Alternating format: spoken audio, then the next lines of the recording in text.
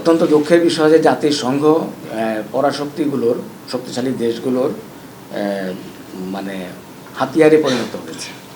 من سوال دارم از زمان تشکیل اسرائیل تا به الان کدام قطعنامه شورای امنیت سازمان ملل علیه اسرائیل تصویب شده؟ حتی یک دونه رو نام ببرید.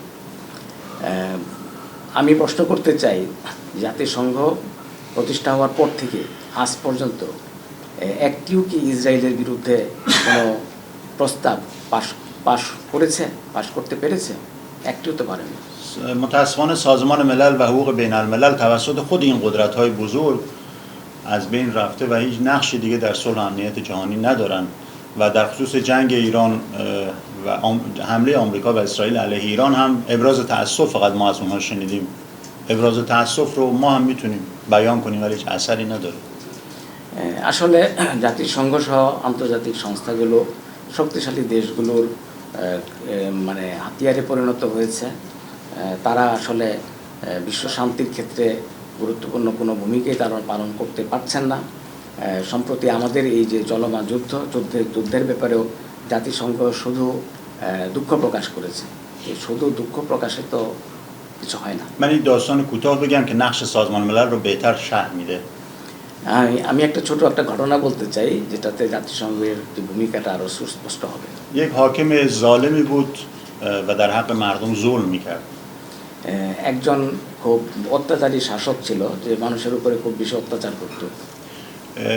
یک مظلومی آمد نزد حاکم و شروع کرد به شکایت از به اصطلاح ماموران اون حاکم و ظلم ماموران.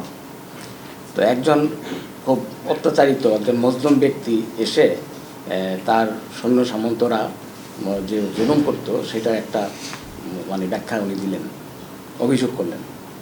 اون حاکم به جای اینکه دستوری بده شروع کرد به نفرین کردن ماموران و گفت خداوند اونها رو در قیامت بدبخت کنه، خداوند اونها رو در قیامت به جهنم ببره. نفرین میکرد فقط.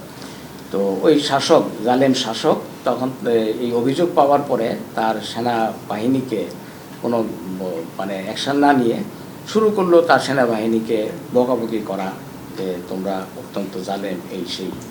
اون مظلوم از کاخ حاکم رفت. حاکم پرسید کجا میری؟ گفت یک مادر بزرگی دارم از شما خیلی بهتر نفرین میکنن.